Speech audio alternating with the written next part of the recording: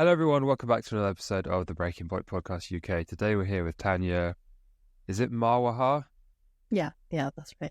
Okay, perfect. And Tanya is a motivational speaker on mental health, suicide prevention, lots of different things. You're involved in lots of things and you're clearly doing very well for yourself and for the cause. So I suppose let's start the podcast off with the cliche question of how did you end up in the position that you ended up in?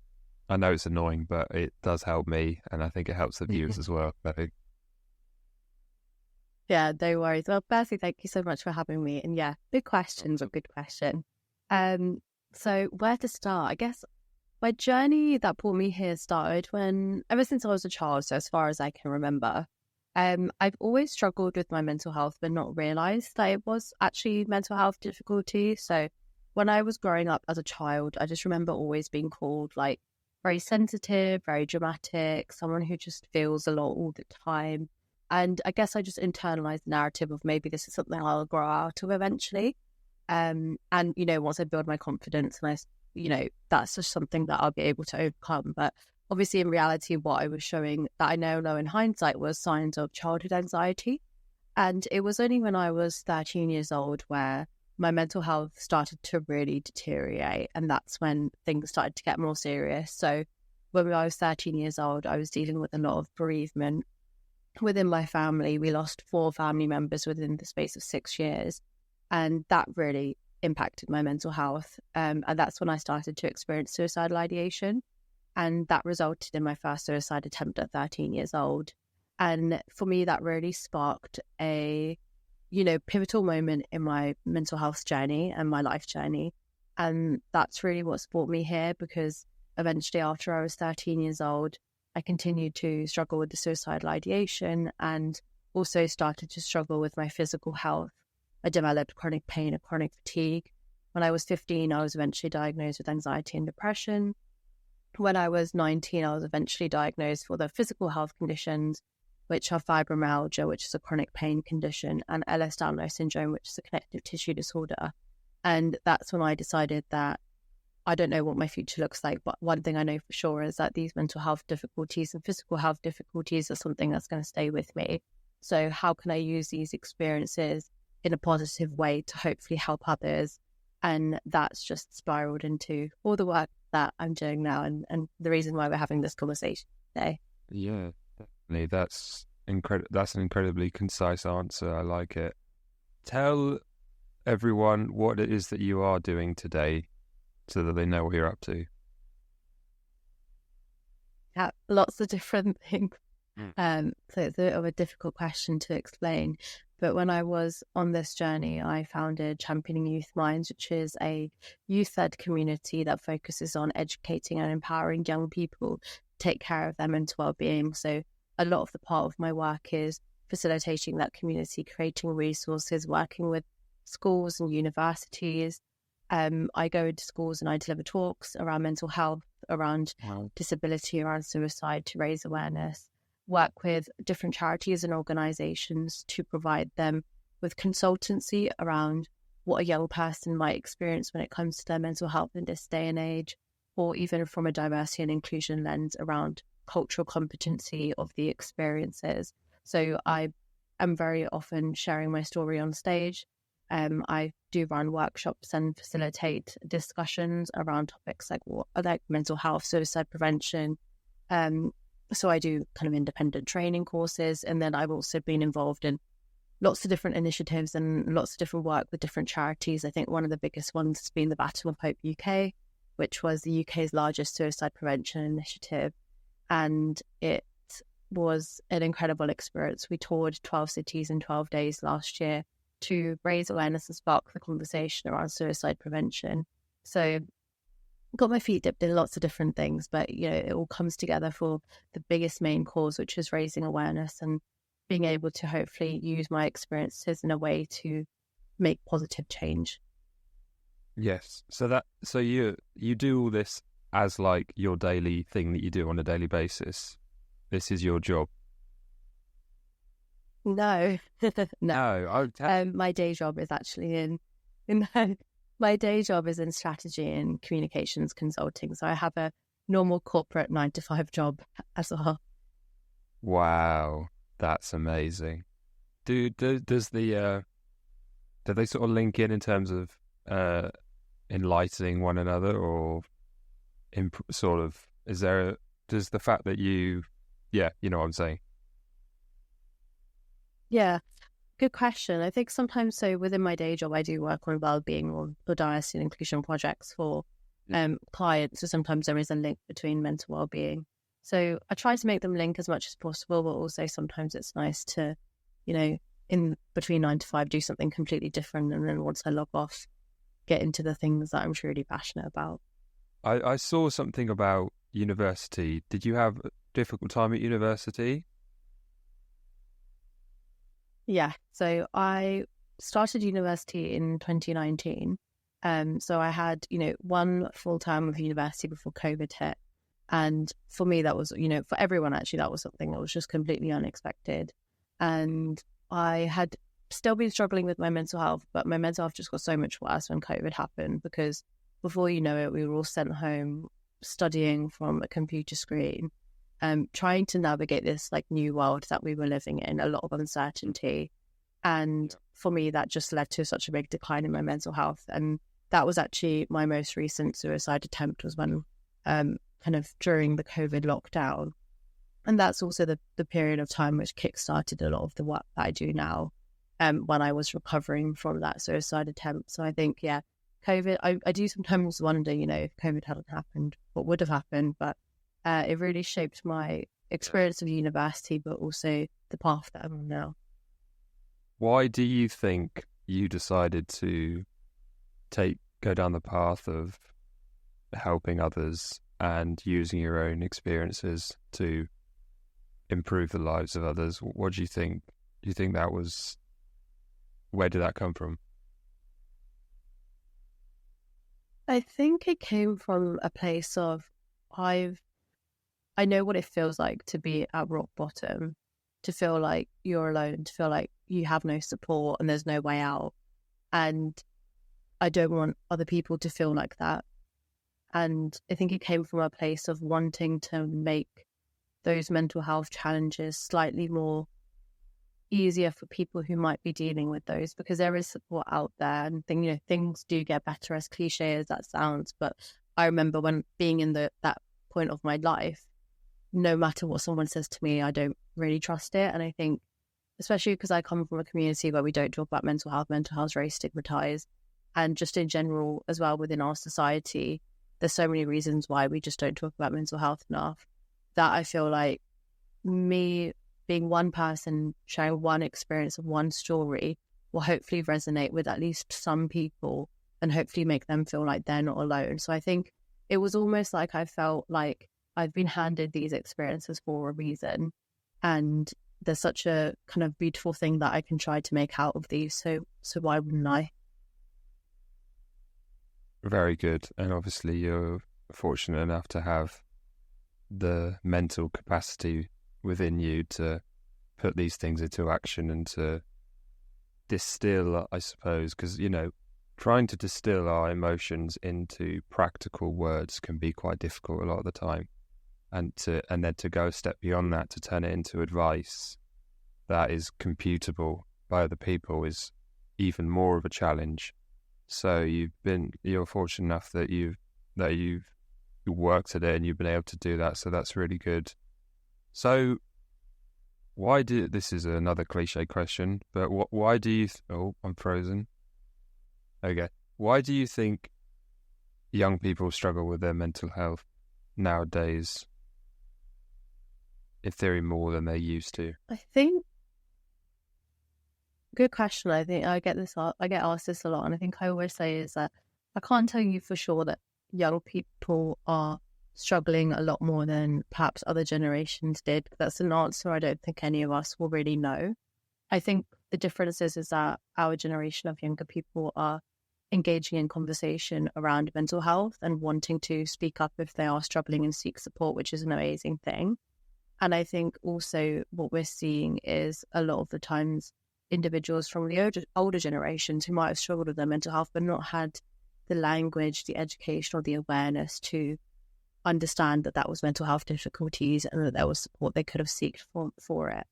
But again, going back to the question around young people, I think, COVID just was such a difficult time for so many of us, like going to school, going to university, growing up, having your really important fundamental developmental years during a period of time where the world was in lockdown and no one knew what the future was going to look like, was an extremely, I think, anxiety-inducing time for a lot of people. And I think what we're still dealing with, especially as a young person myself, and when I speak to other young people, is almost a hangover from COVID. We're trying to integrate back into this normal world and trying to figure out how to navigate ourselves in a society where, we have a cost of living crisis, there's wars going on. There is just so much constantly being thrown at us 24/7. We can't escape it.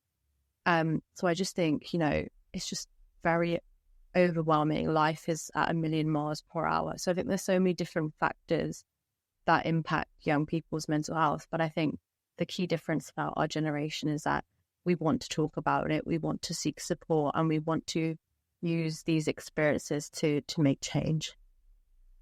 Yeah.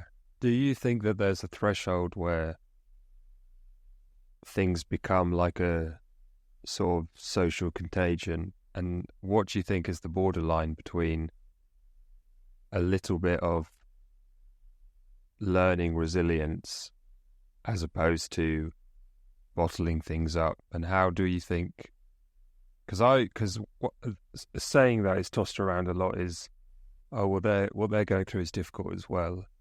And I completely get that, but I've always thought, if I've broken my little finger and someone else has broken their leg, they need more care than me.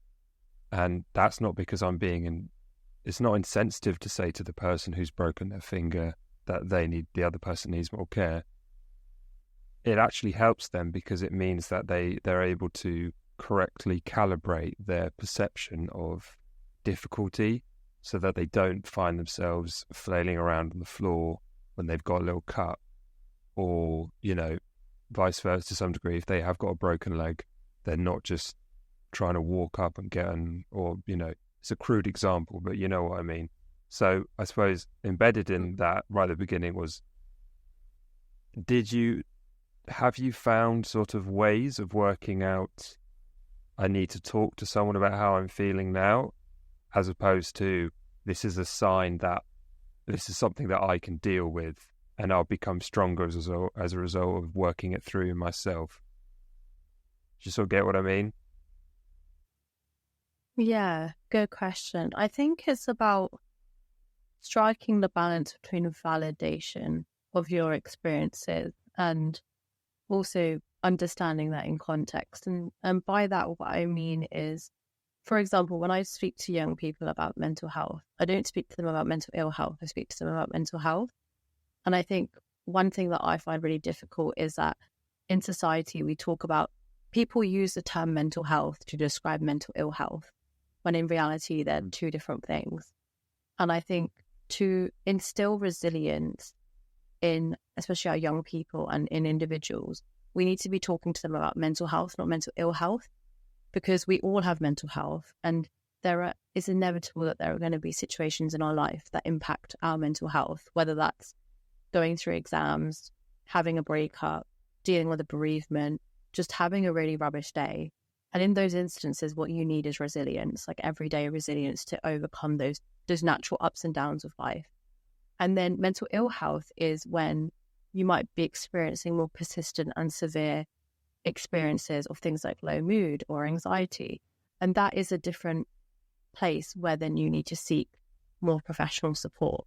So I'm not sure if it's the answer you were looking for, but I think in my mind, No. resilience needs to be instilled, but we need to be talking about it in the right way as well, that allows for people to understand what fits where, basically. Yeah, completely. It's like an analogy that just came to mind is, it would be good if everyone had a suit of armor around them and then they were also protected by bodyguards. in the sense of society being the bodyguards and the suit of armor being your own personal defense mechanisms, etc.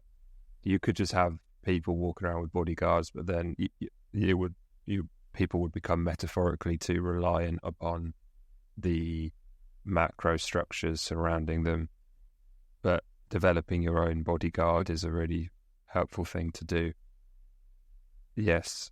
So what was I going to say? Oh yeah, because I don't know if you find this interesting, but there's new sort of research and things that have come out, and it says when we focus on ourselves, basically there's no difference between self-consciousness and anxiety. So when people are focused on themselves, they become more anxious, in the sense of, imagine because that's basically what stage fright is, or freezing on stage. It's you suddenly become aware of you, and then you start thinking about, everything that you're doing and everything, all your sort of bodily processes and mental thought patterns. And the antidote to that is to put your attention onto I suppose your scene partner, or put your attention externally. And I think anxiety is like that as well. A lot of the time we get triggered by something either external or internal, and then we just cut to ourselves and suddenly become incredibly engrossed in what we're doing. And actually I reckon something that would help out people that are anxious a lot is engagement in things external to ourselves, which is what you're doing, to be fair. So I'd imagine, as a sort of caveat question, is, do you find what you're doing helpful? For myself or for others, or for both? For yourself. Yeah, I mean, 100%. I think actually, where I am with my own mental health journey right now, what really helps me is being in the space where I can find ways to support myself, understand my own behaviors, thoughts and feelings a lot better. And I'm very fortunate that I've been able to have exposure to other incredible individuals who have their own strategies and coping mechanisms, and also working alongside healthcare professionals who are able to offer their insights. So I think for me, a lot of it has just been learning and reframing narratives in my own mind to support and strengthen my own mental health. And I do naturally have periods of time where my mental health is bad and it's not within my capacity to really support myself, and that's when I seek things like therapy or speaking to a GP. However, most of the time on a regular basis, it's more like you said, building that armor and really building my own resilience and understanding myself better. And I think in the context of our younger generation, I think we need to be able to provide spaces and opportunities for young people to be able to do that, to be able to learn, explore themselves, build that resilience. Because if you think about it, when you're at school in a 6-hour day, there is no really opportunity that you get to focus inward. You're always focused on, whatever subject you're doing, whatever you need to get done. You don't really get the time for yourself. Yes, it's just another example of how sort of complicated human existence is. What I just said is about putting your attention externally, which is important, but what is also important is placing your attention positively internally as well, because I suppose that's what meditation is, isn't it? It's a positively directioned internal practice, but there are obviously negatively directed internal practices as well, which would be like engagement in obsessive thought and things like that. And so it's like, yes, it's a dichotomy. Anyway, what I was going to ask something. It's so annoying. That happens a lot because I keep on talking. So what have you learnt about, thank you, what have you learnt about young people while speaking to them that maybe shocked you, or learned about the infrastructure that surrounds them, that positives and negatives of that? I think I'll begin with the negatives and then move on to the positives. I think if I think about the negatives, it's just that a lot of the experiences that young people are having, specifically even younger young people, like I'm talking from the ages of like 7, 8 onwards, are actually really, upsetting to hear, specifically those who are really struggling with their mental health and consequently not being able to get the support that they need. And that's just, dependent on our healthcare infrastructure and, all the details of that. So I think those types of things that I've learned have been really upsetting. And also understanding some of the experiences that young people are having with places and platforms like social media and how those are negatively impacting their mental health and how little education they feel like, or useful education, should I say, that they feel like they receive in schools that is able to help them navigate platforms on social media or just the interactions that they might be having outside of school or inside of school. But then if I move towards the positives, I think one of the things I've realized and I've learned is that young people have so much more self-awareness than you would think. I think when you're like, I don't know, 12, 13, 14, people often underestimate you because you're a child in their eyes. But I think the level of self-awareness, the level of just kind of when I see young people taking a moment and, doing that self-reflection and being able to communicate what it is that they're experiencing or what it is they're feeling or any reflections that they've had after, we've done a session or we've had a discussion has always positively surprised me because there is so much knowledge in just the experiences that young people have had till date that I think there's so much value that they can offer, not just themselves, but each other. And then I think also is that young people really want more spaces and opportunities to share their experiences, to have these discussions and invest into their own self-awareness, their own resilience and their own mental well-being. And I'm always fascinated when I meet young people who are finding ways to do that even within, a very structured day at school, for example. So whether that's taking initiatives to their teachers, becoming a well-being ambassador within their school, or taking to social media and, trying to facilitate those more open conversations. I think there's so much that young people want to do. They just need to be given the opportunities to be able to do some of those. Wow, that's a hell of an answer. So you bring up, I just want to go back to when you said self-awareness. It's just got me thinking, because I, as you did, I suffered from a lot of anxiety growing up, but I don't really remember framing it through the lens of mental well-being. I just remember it just being me, or just that's how it was. So I feel like even in 10 years, a 12-year-old, 13-year-old, nowadays the landscape and the environment is completely different to what it was 10 years ago. And I suppose that kind of does beg the question, is the notion of self-awareness as equally detrimental as it is beneficial to young people, in the sense that because the old sort of archaic behavior of children should be seen but not heard, or in words of their sort of, they become like what's the word, they do as they're told and things like that, and they don't have much capacity to act on their own whim, etc. Do you think that, well, I sometimes wonder, because I've also worked in schools, that the degree to which we give young people so much autonomy, I wonder if maybe that can sometimes be detrimental, in the sense of they can become overwhelmed without realizing it. But then at the same time, it's good that they feel like they have more control over their lives. So maybe you have to take the rough with the smooth and just sort of go with it. I don't know. What do you think?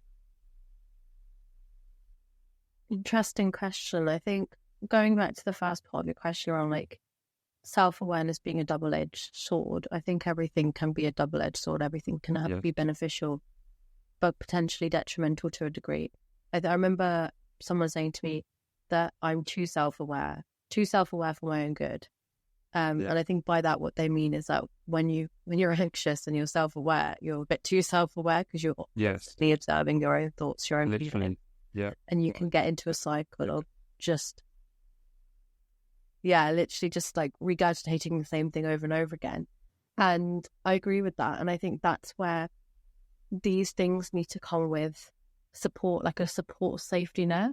And I think, for example, thinking about young people in schools and giving them that autonomy and those spaces that I mentioned before to explore, be more aware and learn about themselves. I think that those spaces need to come with support from teachers, adults, external organizations who can almost ground those young people. Because I think sometimes what it is that the more you get aware, the more you can almost be swayed and taken into a different direction. So I think having an anchor point is really important. And I think it's about getting a balance, right? Getting a balance between those educational sessions and that educational aspect of it that's delivered by other people, and also facilitating some of those spaces. But I think it also really just depends on individual to individual, because like I've said, that for me, being too self-aware can be an issue. But I know for some people, feeling like they're self-aware is also a really tough thing and a tough journey for them to embark on. Yes, and there's a psychological and maybe a religious sort of reference to that, in the sense, I think it was maybe Jung or Freud or it might not have been either of them, but someone said that the answer to sort of life difficulties is awareness. But that in itself brings about more difficulties. Maybe it wasn't life difficulties, but it was something to do with when you become aware, you increase how much input you take on, and that increases obviously the amount of negative input as well as positive input possibly. And what a lot of people do, what the answer to that increased awareness isn't to revert back to your previous state, it's to double down, so to speak, on your awareness and to keep going down, which is why a lot of people, when they try and explore the term enlightenment, it doesn't mean to follow your bliss. It means to go where you least want to go. That's what Carl Jung said. I think it's one of the it's the quote that I have on my blog website, because I think it's such an incredible quote, and it sort of underpins, for me, it underpins mental health and the cure to the treatment for mental health. It's that which we most need will be found where we least want to look. And it's basically it's a positive remark, in the sense that what we're afraid of, behind the thing we're most afraid of, is something of value. And the even more positive sort of assertion is that you're capable of facing that thing that you're most afraid of. And I think that that's really a commendable idea. So big up Carl Jung. Right, let's talk about what you're up to, obviously, in terms of a little bit. So how did you, I know we have already spoken about it, but what is championing youth minds? And talk about the tour, or whichever organisation that was, because that sounds really cool. Yeah, so I'll start with Championing Youth Mind. So that's an online community. We've grown to around 900 young people now globally. And it's really one of those spaces where young people can share their experiences, create content or create resources, and channel their experiences in whichever way that they wish to educate and empower other young people to take care of their mental well-being. So we've done workshops, free workshops for young people, but also for parents and carers. We've created and delivered resources to schools. We've worked with other national and local organisations to support them on their strategy and delivery for support for children and young people across the UK. And through that, it organically ended up going beyond the UK when I started to have, young people from America, from Egypt, from India, kind of across the globe reach out. And they were like, even though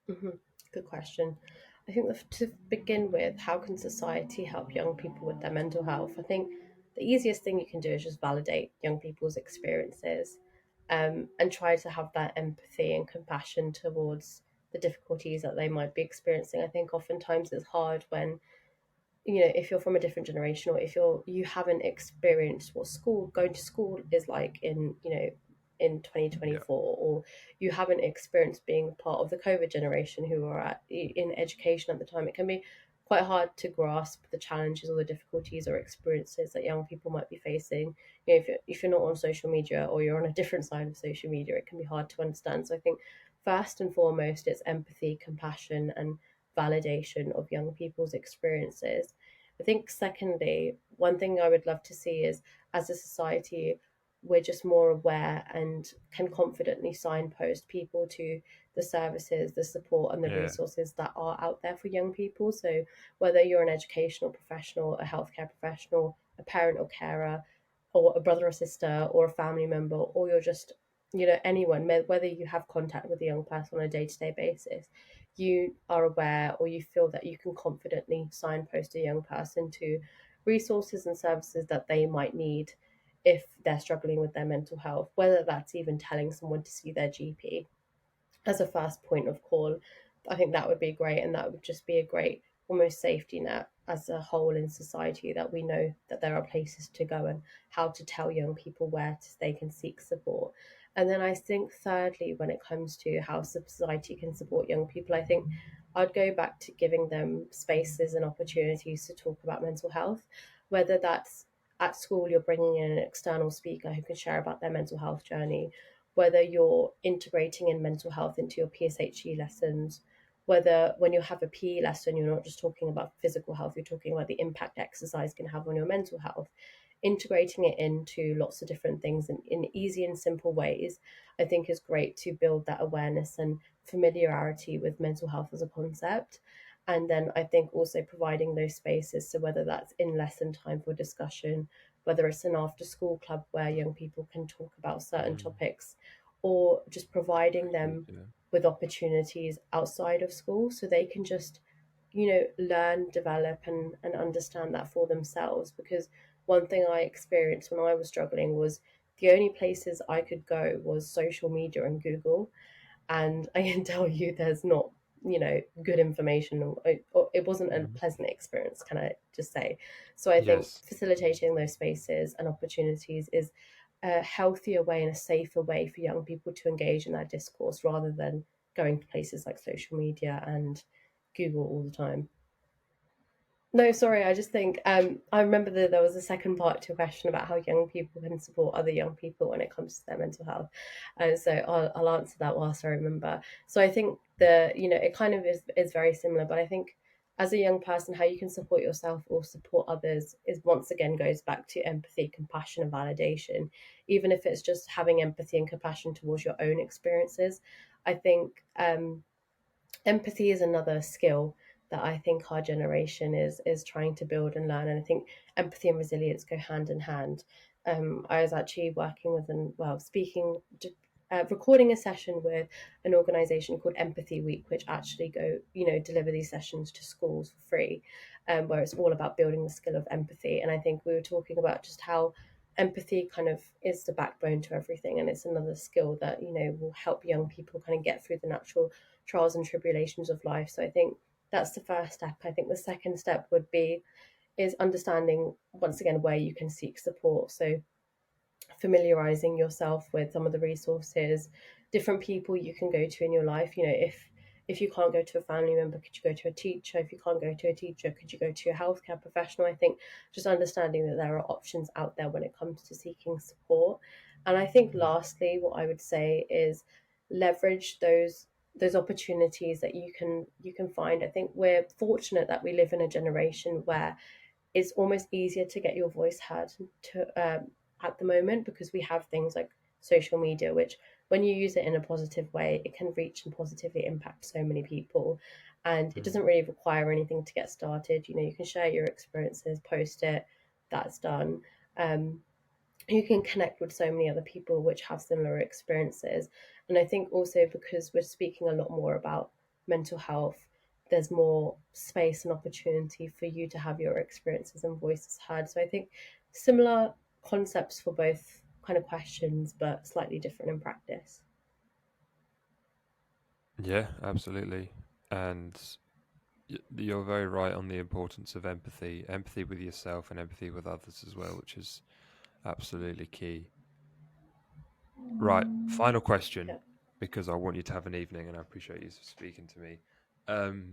So it's called the Breaking Point podcast because I'm interested in, you may have already touched on it, but I think, well, you probably have, but maybe even a positive moment, actually, because people often give me negative moments. Was there ever a moment, or, you know, you can pick one if there's been multiple, where you had a eureka moment of positive impact in the sense of maybe you were, because we're often taught that we learn more from our mistakes and our downfalls than we do from our successes. But can you think of a moment where you sort of looked around and went, wow, yeah, I've configured this correctly mentally and psychologically, and I feel good, and I can take this with me going forward to enrich my life? Yeah, I think the one which comes to mind is when we were at 10 Downing Street at the last, Yeah. well, we were actually walking to 10 Downing Street on the last day of the Baton of Hope tour. And I think at that point, we were so tired. I was probably delirious at that point, just Yeah, absolutely of course. exhausted. And I just remember looking around and thinking, who would have thought that I would be here on a random, I think it was a I know, Wednesday or right? something, like, what am I doing here on a random Wednesday? Yeah, But for me, it was just a reflection point where I just thought about not just everything that had happened in the last 12 days, and not just everything that had happened in the year leading up to the planning of this, but everything that's happened since I was a child that's led me to this point. And I just thought, if you told 13-year-old me that people would want to listen to my story or even think that it's worth being told, I wouldn't have believed you. If you told 13-year-old me that there was support out there and I would make it to 22, I wouldn't have believed you. So for yeah, me, that was just a really beautiful reflection point and a moment of, I think, pride, but also a moment of building momentum to move forward. Because when you have those moments, you don't just look back, but you look forward and think to there are endless possibilities of how much more I can do. So I think that's definitely a special moment for me.